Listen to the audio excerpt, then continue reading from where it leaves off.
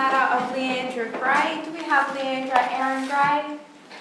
Yes, I note your appearance now. Mr. Williams, you appear for the prosecution?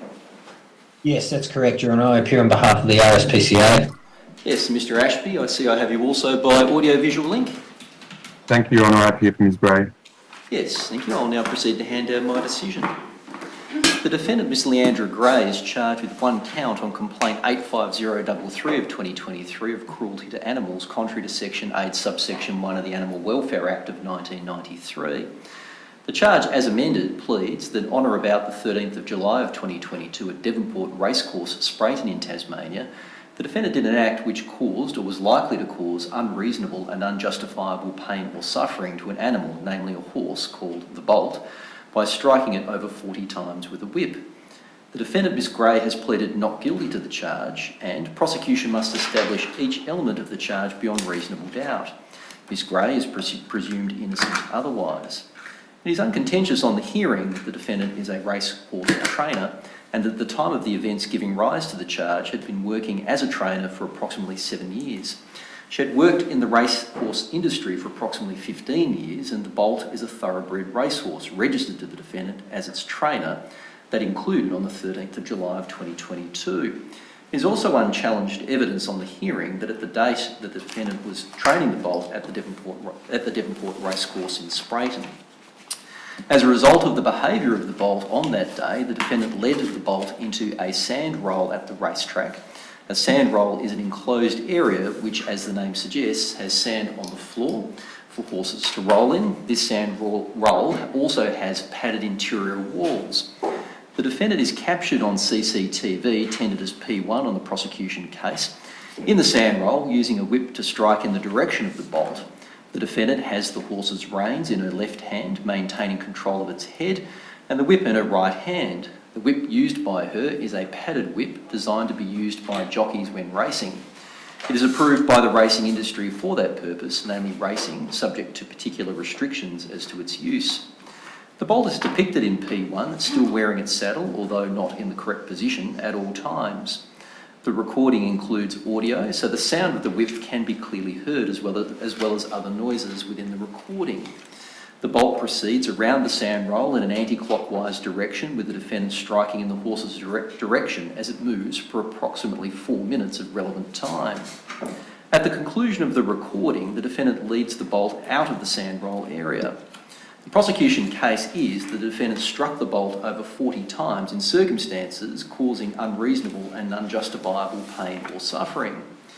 The defendant agrees that the whip did make contact with the Bolt, but only on a handful of occasions and not 46 occasions or greater than 40 times, and certainly not with sufficient force or frequency to cause pain or suffering, and that the force used and depicted in P1 shows a legitimate and accepted training exercise known as lunging. Nigel John Whelan gave evidence that he was the Northwest Facilities Manager for Tas Racing in July of 2022, a position that he had held for some 20 years. As a result of the incident at the track in July of 2022, he checked the surveillance cameras located at the Devonport Racecourse, including the sand roll area. He confirmed the purpose of the sand roll and that depicted in P1, and that the defendant appeared to be lunging the horse in that area as depicted. He said that this area should be not used for the purposes of lunging, although he was aware that it had been used for this purpose in the past. Mr. Whelan said that what he saw in P1 in his view was not right. He had not seen anything like it before in his 20 years of experience, and that he reported the incident to senior managers at Tas Racing as he had a duty to act in his views and on his evidence. He agreed that he did not see the in the flesh on the 13th of July of 2022, and based the opinion that he gave on the observations and the recording contained in P1. His opinion evidence as given at the hearing was not objected to during the course of his evidence, but later challenged during the course of submissions as inadmissible opinion evidence. To the extent that the objection is raised during the course of submissions, I overrule that objection. In my view, he carries sufficient training and experience on the evidence before me to give the opinion that he gave. There was no challenge to that expertise during the course of his evidence, his background or experience. Lisa Edwards is a Chief Inspector with the RSPCA and an authorised officer under the Animal Welfare Act. An investigation was commenced by the RSPCA after it received a complaint from the Office of Racing Integrity relating to the incident recorded in P1. Miss Edwards, as a part of that investigation, secured relevant footage from the Devonport racetrack. She forwarded a copy of P1 to Professor Paul McGreevy, along with a series of questions associated with that correspondence and contained within it, in order for him to provide a report. I will turn to his evidence later in this decision. Miss Edwards attended the defendant's address on the 4th of August of 2022 and spoke with her under caution.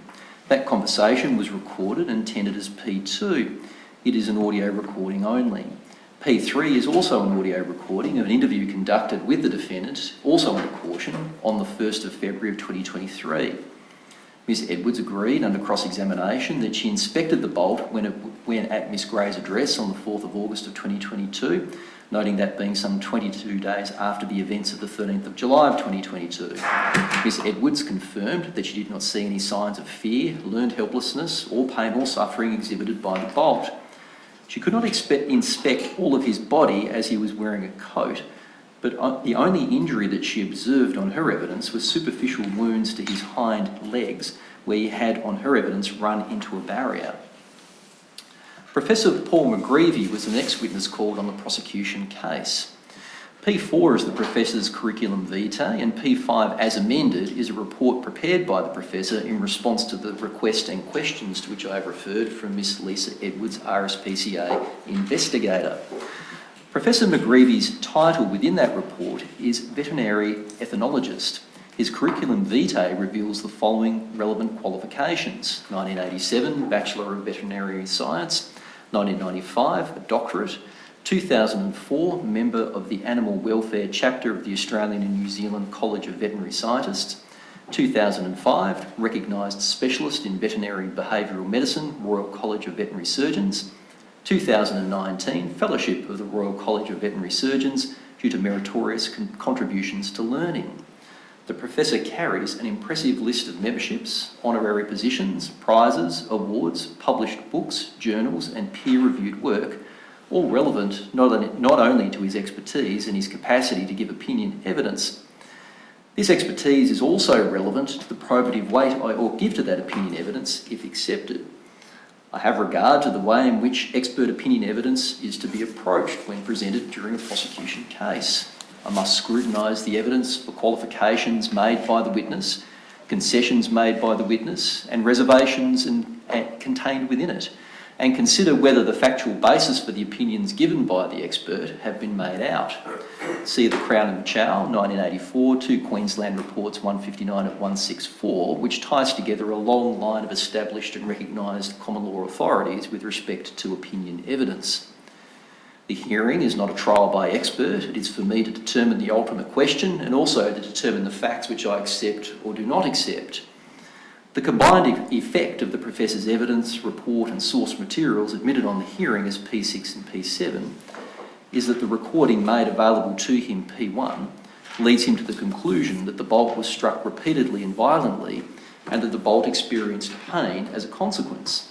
He conceded that he did not inspect the bolt personally, and of the 46 whip strikes that he identified as he worked through them, that he worked out only 3 to have made indentations upon impact with the bolt's skin. 1 did not make impact from what he could observe, and the remaining 42 were unobservable as to whether impact occurred. When considering his evidence and the factual foundation of it, I have regard to the fact that what is relied upon for the purposes of the opinion is CCTV footage, that being P1. The quality of that footage, the resolution of the images, are both relevant to that assessment. The recording captures sound, and that sound has been used as part of the forming of the opinion given by the expert. The fact that that sound may be impacted by the surrounding environment via echo or other effects, or that its amplification may be caused by the nature of the device used, are all factors I should have careful regard to. I also have regard to the fact that what is presented within P1 is in fact a 2-dimensional image presented in a 3-dimensional form by way of a recording on a screen, and also the potential for colour and perspective to be affected as a recording as opposed to an observation in real life. See Alexander and the Queen, 1981, 145 Commonwealth Law Reports at 395, that being in the context of identification evidence. Professor McGreevy identified 5 factors that contribute to the likelihood of pain in his opinion, they being the location of impact, skin indentation at the time of impact, evidence of multiple strikes in the same location, the unpadded section of the whip being used making contact, the ears of the horse moving backwards at the time of impact. Table 2 of his report particularises each of the 46 strikes that he identifies with respect and in relation to each of those 5 factors in turn, and concluded on each occasion the bolt is estimated to have likely experienced moderate pain as a consequence. As I will turn to, this was qualified further in his evidence. The professor opined that horses experience pain in a similar degree as that of humans, and referenced his own and historical research as to this question. It is beyond doubt that horses have the capacity to experience pain. I do not consider it necessary in the context of this case to determine that that experience is precisely to the same level as that experienced by humans, but rather whether the acts in combination complained of in the complaint caused or were likely to cause unreasonable and unjustifiable pain or suffering in the bolt. The professor qualified his assessment of the pain experienced by the bolt during his evidence as moderate to severe pain, noting an accumulation of pain as impacts occur in the same area of the horse's anatomy, if established. Given the confines of the environment where it occurred within P1, the uneven ground of the sand roll, the horse's displaced saddle, and absence of release from the adverse stimuli of the whip, the professor was of the opinion that suffering would result in the bolt on the basis of learned helplessness, being an inability to end the adverse stimuli. I will return to this. He concluded and conceded under cross-examination that he was not provided with the defendant's record of interview or recording of conversations with Miss Edwards, P2 or P3. He agreed that the whip used in P1 is a standard racing whip used in thoroughbred horse racing and approved for that use. He agreed that he could not calculate with precision the force applied by the defendant to the bolt, but referred to studies of such force in his report as informing his opinion as to the level of force used. He also stated that there was a distinction to be drawn between the position and mechanism of force utilised by a mounted jockey when using the whip depicted in P1, as opposed to the force and use of the whip depicted in P1. The effect of it is likely, in his view, to cause an increased likelihood of pain in the bolt upon impact as a consequence of that change of mechanism and use. He did not agree that the shock waves that he observed and contained within his report on the bolt's skin could be accounted for by normal muscular movement, and said also that the rhythmical nature of the actions of the defendant depicted in P1, as well as the similarity in sound upon impact, led him to infer that the strikes that were being delivered to the bolt were in the same area of the bolt when not observed and with the same level of force. Whilst not inspecting the bolt in the flesh at any stage, he said that this was not unusual in the context of his work, and that he had utilised recordings in that work many times in the past when forming expert opinions.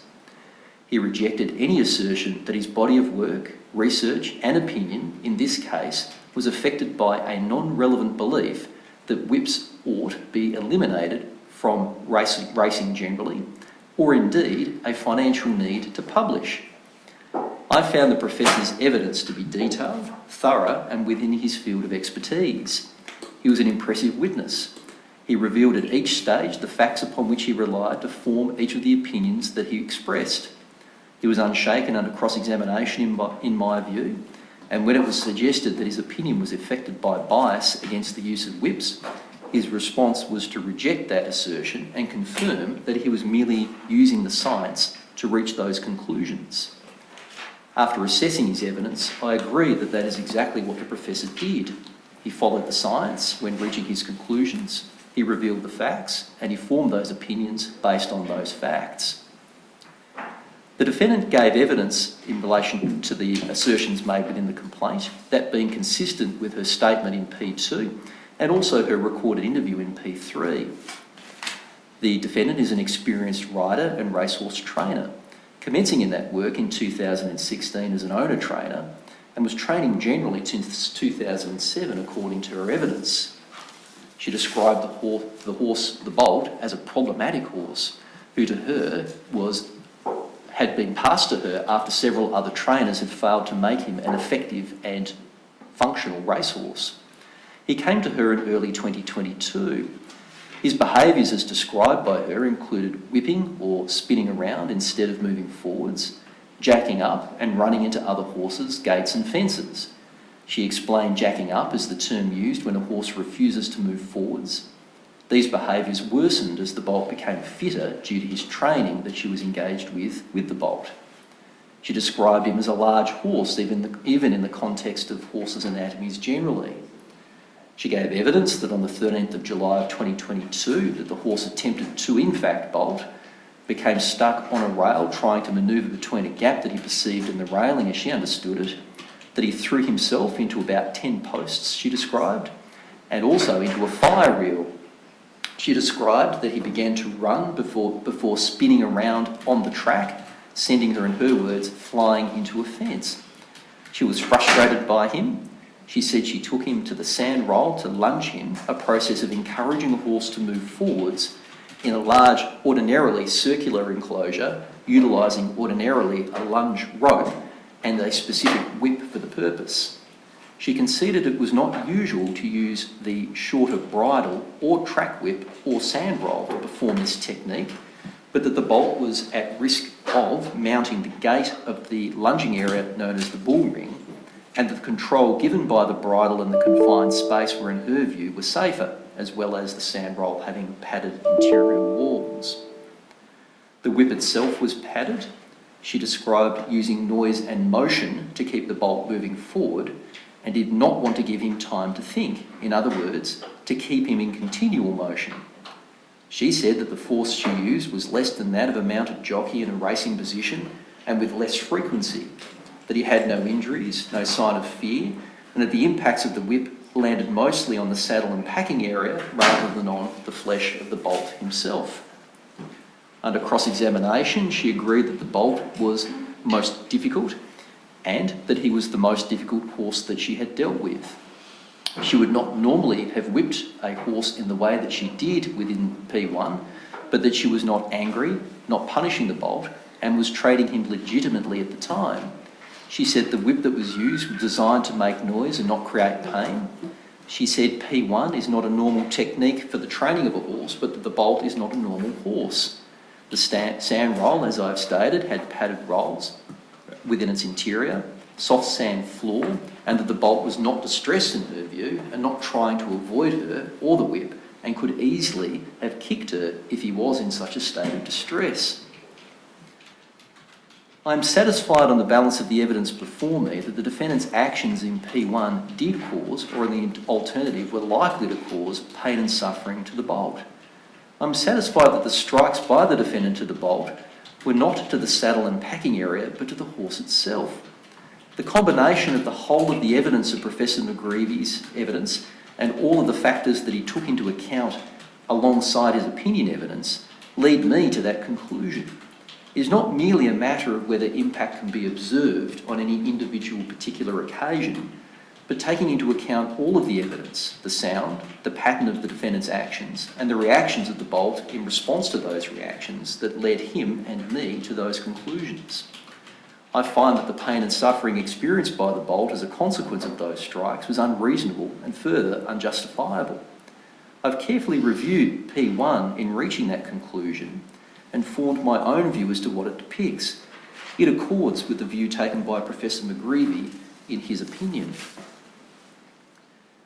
The defendant accepted that it was outside ordinary training arrangements for lunging to occur in the way that it did and in the way that she performed it, but sought to justify those actions on the basis of the Bolt being a problematic horse and that it provided a greater level of control and safety.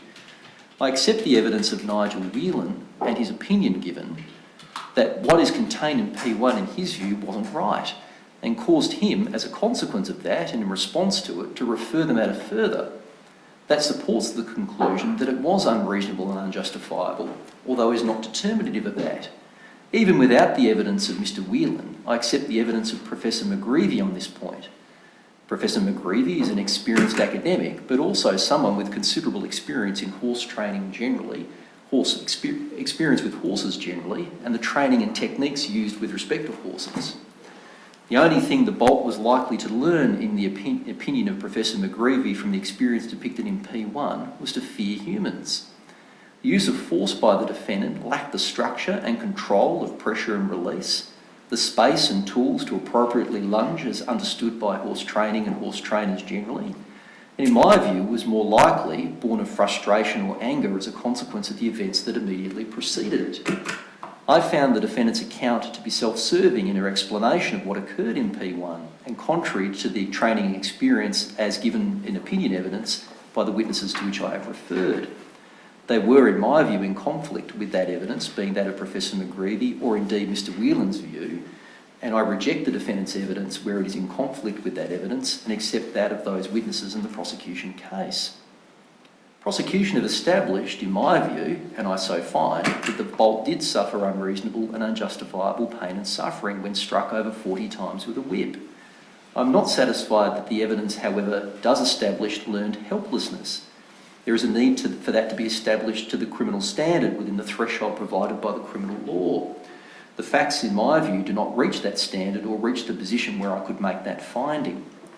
That evidence presented by Professor McGreevy is relevant, however, to whether the actions of the defendant fell within an acceptable training technique, that being a technique designed to train as opposed to cause fear. I find and have found that it did not fall within an acceptable training technique. It is not justifiable on that grounds. I therefore find the complaint as amended proved.